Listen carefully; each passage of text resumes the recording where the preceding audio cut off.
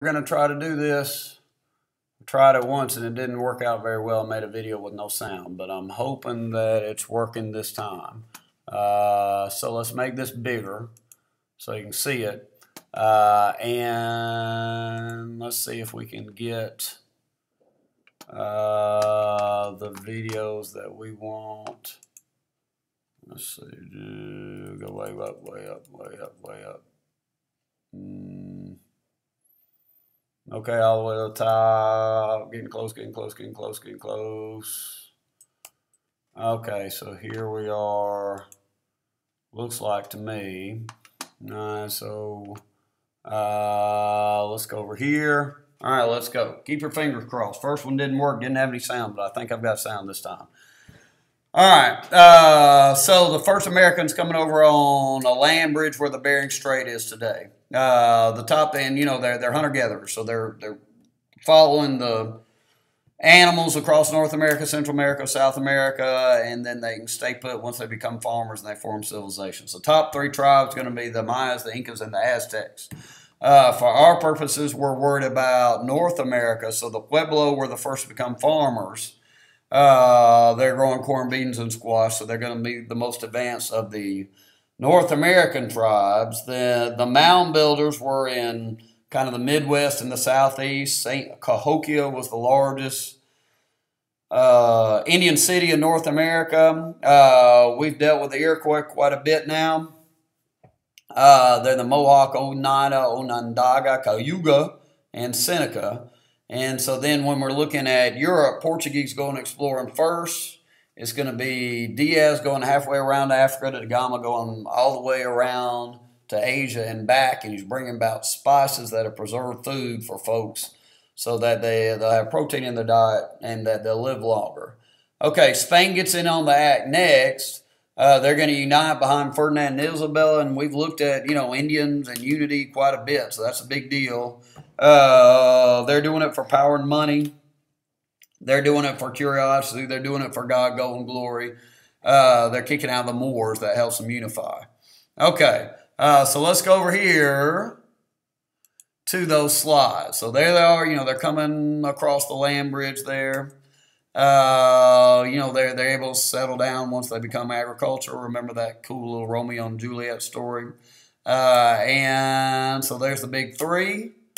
The Pueblo are the first to settle down and become farmers in North America. There's those two that we're dealing with French and Indian War. And there's your mound builders. All right. Didn't make the review sheet. Remember, the Plains tribes didn't have any horses to start off with, so they're creeping up on them. Okay. All right. Diaz is going halfway around Africa to Gama all the way around and back. And so there's who they're uniting under, and there's the things that are allowing them to unite.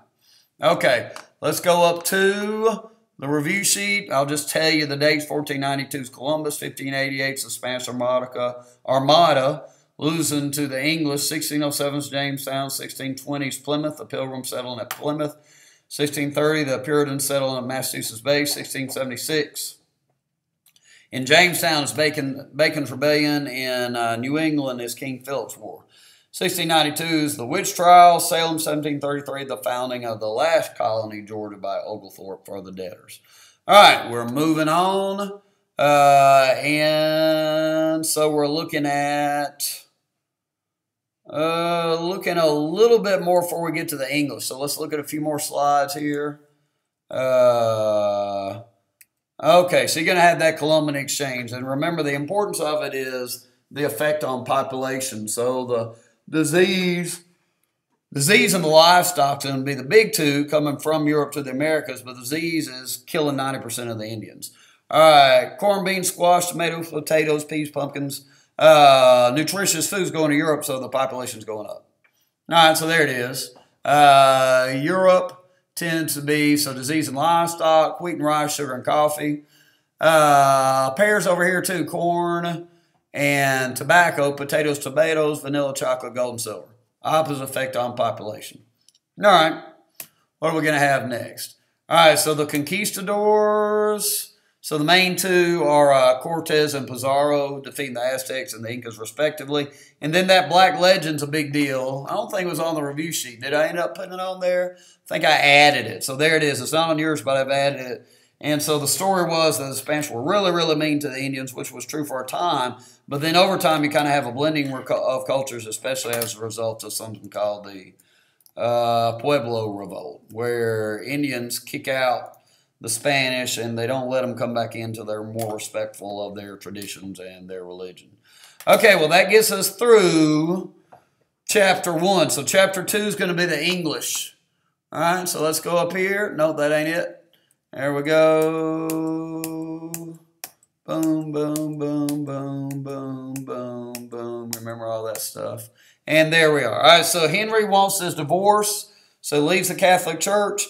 His daughter, Queen Elizabeth, calls it the Church of England. Very successful Queen of England. Drake is going to be kind of the pirate privateer. He's attacking the Spanish, and so that's going to lead to the defeat of the Spanish Armada. Remember, the wind blows the burning ships towards the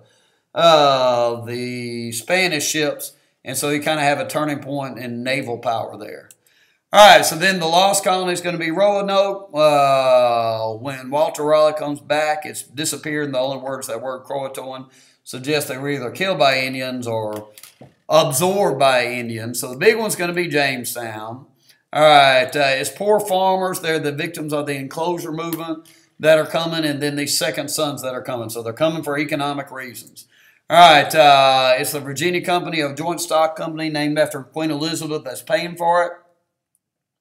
And these guys are lazy. So they set up shop close to the water for protection and for supply purposes. Look at that, nasty, not running water, a lot of mosquitoes. All right, so they won't work. John Smith comes over and says, hey, you won't work, you won't eat. But then he leaves. So that's when you have the starving time. And you look at how many of them died. And they're eating everything under the sun, including the one guy who eats his wife. And so then De La Warr comes along and imposes, rules, dictatorial rules. And in 1619, they established the Virginia House of Burgesses. They're also bringing in, ironically, the first slaves. All right. The Powhatan are losing out because of 3 Ds, disease, disunity. They can't combine against the settlers. And then once they can grow tobacco, they're disposable. Rolfe is the guy who introduces tobacco to the colony. He marries Pocahontas to make peace. Saves the colony, ruins the natives because you need their land, and eventually causes slavery. It's going to be indentured servants working over there first, but over time, especially after Bacon's Rebellion, they're going to be replaced by slaves. Okay, so then you just got the other southern colonies. Maryland, economically, a tobacco colony, same latitude as Virginia, but it's founded as a Catholic haven. You end up with a lot of indentured servants who are Protestants, so they end up passing the Toleration Act, saying you can be Catholic. You can't be Jewish or atheist, but you can be Catholic over there. All right, North Carolina is the poor farmer's place. It's mountainous. South Carolina is going to have the big rice plantations, tough slave codes, very tough slavery, and so not enough slaves to naturally reproduce, and so you continue to bring slaves over. Georgia, like Pennsylvania, the top 2 most noble colonies founding for debtors. There's no slavery to start things off. It's also a buffer against Spanish Florida. But because he doesn't allow slavery, doesn't allow Catholics, everybody moves to Charleston rather than Savannah, and so they give up on their strict rules. All right. So that's the South. All right. And we go down here, and so you're on to chapter 3. Take a look at the review sheet. All right. And so all Southern stuff. So Pilgrims versus Puritans. Okay, go back to the PowerPoint. There it is. So they believe in predestination, only to let go to heaven, and so they're trying to prove to themselves that it's God's will that they're the one going. All right. The Pilgrims and the Puritans don't like the Church of England. It's too much like the Catholic Church. Remember, it was only created because Henry wanted a divorce.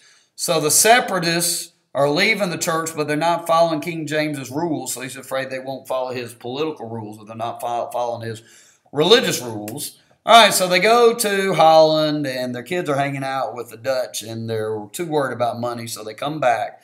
They get blown off course when they're headed to the New World, so they're really illegal immigrants too, and so they're squatting up there in the New England area. All right, so they signed the Mayflower Compact, kind of in a religious agreement to obey their rules. Bradford is this very successful governor, gets elected 39 times. All right, they survived the first winter, about half of them do, and they get help from Squanto and Massachusetts, so you have the original happy Indian story, and the way of life in New England is timber, fish, and fur. The farms are going to be very small, just grow enough to eat. Okay, here come the Puritans. They're going to purify the church. It's families coming. They never have a starving time. Remember, more of them come to the Bahamas than come to Massachusetts Bay, but Winthrop is calling that place the city on a hill. You know, he's borrowing from the Sermon on the Mount. That's going to be this perfect place for the whole rest of the world to watch. Reagan is going to call the city on a hill in his last speech. They're solving their problems in town meetings, so it's a religious government. It's also direct democracy. Okay. Now, if you don't believe the way they do, they're not putting up with it because they're afraid God won't bless the colony. All right, so first off, Ann Hutchinson's having prayer meetings. She says God speaks to her. She says the Puritans are too much like Catholics. They seem to be working their way into heaven. So she gets in trouble. They kick her out. She ends up getting killed in New York. Roger Williams, on the other hand, leaves and establishes complete religious freedom, treats the Indians good over there, and all white men can vote. So that's Rhode Island. All right, the other places, Hooker sets up Connecticut, hook, connect, fish, that sort of thing. He's a Puritan minister, and the one place in New England founded for economic purposes was New Hampshire. All right, so we head to the middle colonies. PowerPoint-wise, New York comes first. So Henry Hudson explored it. It's the Hudson River there. Sully crashed the plane into the Hudson. Hey, they bought Manhattan Island real cheap. Then the Indians don't understand. They don't get it back, so they want to attack. So the Dutch build a wall. Wall Street's named after that wall. Okay, so what, up in New England, you've got the Pequot War where the Pilgrims are burning all those men, women, children alive. And then King Philip attempts to unify the Indians. Really bloody war, which only ends when he's captured, beheaded, and his head stuck on a pike. All right, going down to Pennsylvania. Let's see if we can find it. Boom. All right, they call themselves a Society of Friends. All right, they get all emotional in church. There's no preachers, so nobody speaks till they get all fired up and shake and quake. So people insult them by calling them Quakers. They're pacifists, so they're kind of draft dodgers, so they're not very popular over there in England, and they're persecuted.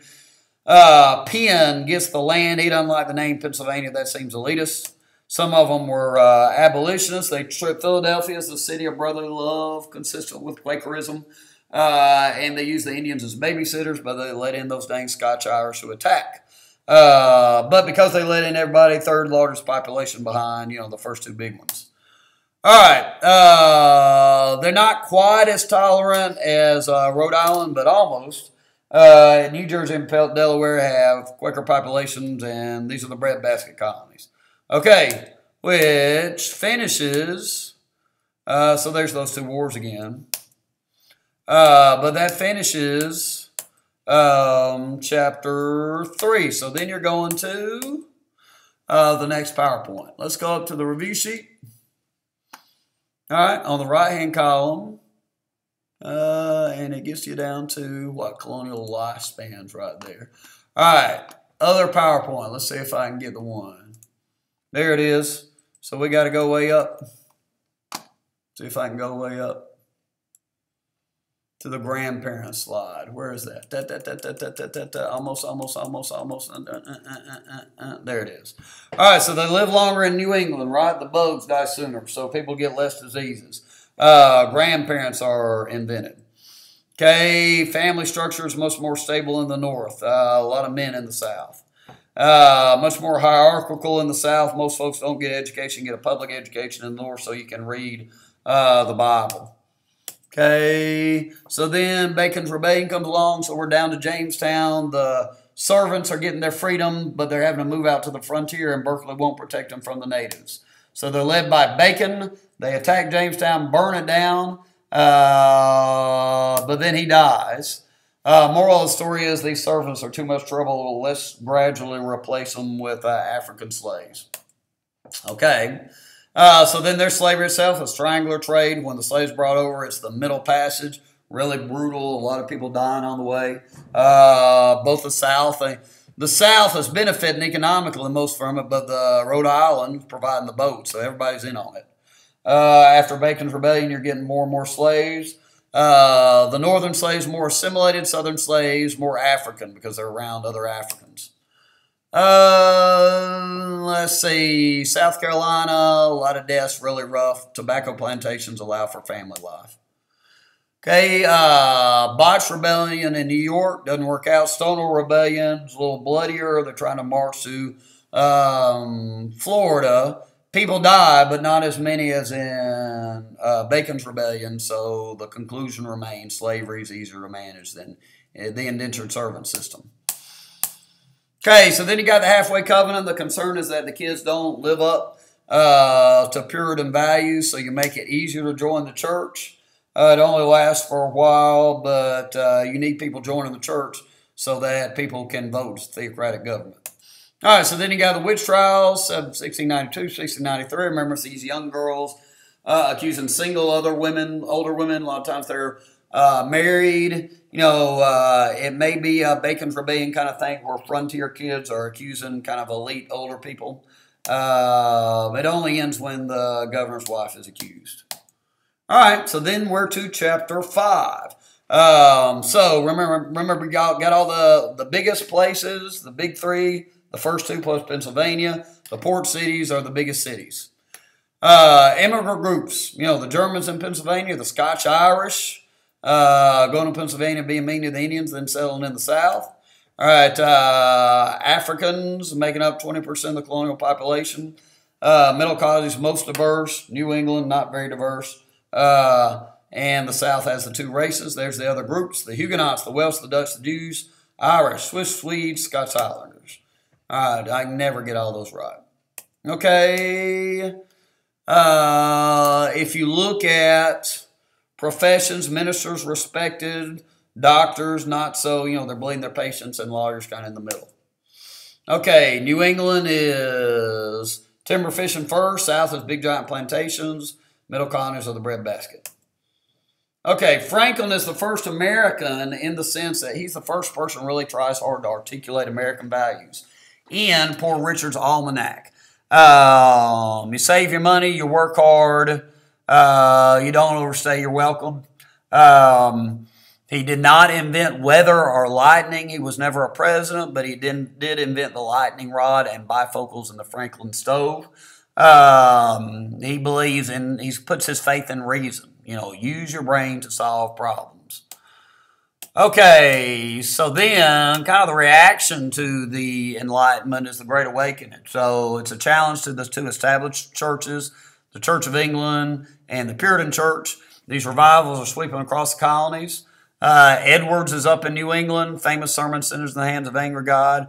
Whitefield, starting down here in Georgia, Whitfield County's named after him. He gets fired up when he talks. He's so impressed with Benjamin Franklin that Franklin, the skeptic, emptied his pockets, kind of creating the Bible Belt down here, and creating conflict. The old versus the new, faith of the head versus faith of the heart, new denominations coming along. It's unifying, and it's foreshadowing the revolution because of unifying the colonies, getting them to question the Church of England. Individuals make the decisions about heaven or hell, and you know they get all fired up. Okay.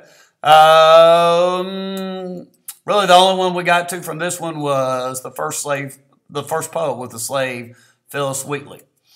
All right, so hey, next is going to be French and Indian War. All right, so go over here to the review sheet, chapter 6, and so I've added some French and Indian War stuff. So remember what? Quebec, 1608. Not many people coming to New France. Champlain's the guy who's the founder. Do I have that? I don't see the name Champlain, so I'm going to put it right there. Champlain. So the French are land-rich, people poor. Hey, it's cold. The peasants in France have land. The Huguenots have toleration, so there's not much reason to come. So they're nice, because if they attack the Indians, they'd end up dead. So they're fighting over the Ohio Valley. All right, let me go back. Is that it? Fighting over the Ohio Valley. And hey, this is the result of a bunch of other wars, including that kind of fun one, the War of Jenkins Ear. All right, Champlain kind of messes up, and he makes the Iroquois mad at him because he's on the Huron side. So it's going to be the French and the Huron versus the Iroquois and the British. All right, so they want the Ohio Valley right here. That's good land where three rivers come together: the Ohio, the Allegheny, and the Monongahela. And hey, he's surveying the land for Virginia. He's winning at Fort Duquesne, but then he loses at Fort Necessity. However, he likes it. The bullets had a charming sound. Okay. Okay, so it's got two names. It spreads to Europe, so then it becomes the 7 Years' War. Frederick the Great forces the French to use a lot of soldiers to fight him, so they can't send as many soldiers. So Pitt is going to be the guy who sends a lot of soldiers, Prime Minister of Britain. Do we see Pitt? Pitt, looking for Pitt. There he is. All right, and go back to what? So Franklin's trying to unite the colonies. He's got his little political cartoon. They come to the Albany Congress, but the colonies reject the Albany Plan of Union. Okay. Braddock used bad tactics, so his last words were, "Next time we'll know how to fight." We didn't say this. People watched Washington and said God seemed to be protecting him because, his horse is getting shot, his his coat keeps getting shot, but he doesn't get shot. All right. Really rough fighting. All right, but when you win Quebec, you win the war, so it's going to be the Treaty of Paris. All right, and France has got to get out. And the British rule North America. Okay. And so that's really, the two sides not really impressed with each other. Colonists seem like rednecks. The English seem like snobs. All right. And hey, there's land out there, and the Crown doesn't want anybody moving out there. And boom, that's it. So let's keep our fingers crossed that this time there's going to be some sound for this dang thing. All right, let's see. What do I do? What do I do? Please, please, please, please, please.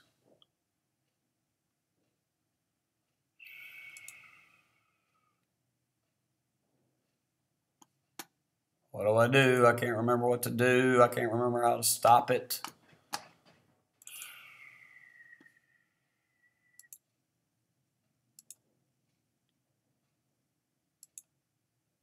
Dang, I almost cussed over the recording.